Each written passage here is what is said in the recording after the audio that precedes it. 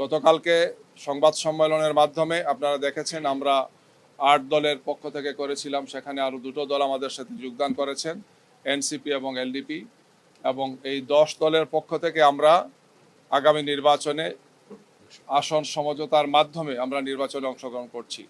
আমরা আশা করব অন্তর্বর্তীকালীন সরকার, নির্বাচন কমিশন, তারা সবাই মিলে আমরা যাতে একটি লেভেল প্লেইং ফিল্ডটা নিশ্চিত করি। আমরা মনে করছি যে এখনও এক্ষেত্রে অনেক বেশি কাজ করার সুযোগ আছে।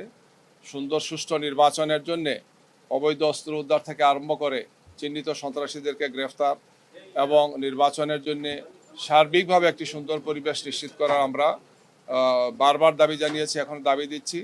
যেহেতু নির্বাচনের শিডিউল ঘোষণা হয়েছে, আমরা নমিনেশন পেপার সাবমিট করেছি, আর সামনে আমাদের হাতে সময় আছে, সব মিলে 42-43 দিনের মতো সময় আছে।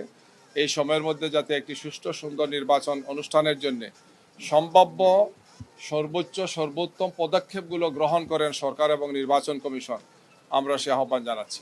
বাংলাদেশের স্বপ্নদ্রষ্টা, বাংলাদেশের মানুষের প্রিয় নেতা ডাক্তার শফিকুর রহমানের পক্ষ থেকে তার মনোনয়নপত্র ঢাকা 15 যে ভিভিআইপি আসন এখানে আমরা জমা দিয়েছি। আপনাদের সকলের কাছে তার পক্ষ থেকে আমরা দোয়া চাচ্ছি। আমরা আজকের এই আয়োজনে প্রথম আল্লাহ তাআলার শুকরিয়া আদায় করছি যে তিনি সুন্দর সুষ্ঠুভাবে আমাদেরকে মনোনয়নপত্র জমা দেওয়ার সুযোগ দিয়েছেন। আমরা আশা করছি 24শে গণঅভ্যুত্থানে যারা জীবন দিয়েছেন, সর্বশেষ শহীদ হাদি সহ তাদের এই রক্তের বিনিময়ে যে আমরা নতুন বাংলাদেশ পেয়েছি, এই বাংলাদেশের গড়ার ক্ষেত্রে আমির জামাত ডাক্তার শফিকুর রহমানের ঘোষণা মোতাবেক সবার জন্য বাংলাদেশ, ঐক্যবদ্ধ বাংলাদেশ গড়ার জন্যে ডাক্তার শফিকুর রহমানের স্বপ্ন, আমরা সে লক্ষ্যে কাজ করে যাব। আপনার সহযোগিতা করবেন। 10 দলের সাথে আরেকটি দলও আমাদের সাথে নির্বাচনী সমঝোতা আসছে, শীঘ্রই আপনার সে নাম আমরা জানাবো।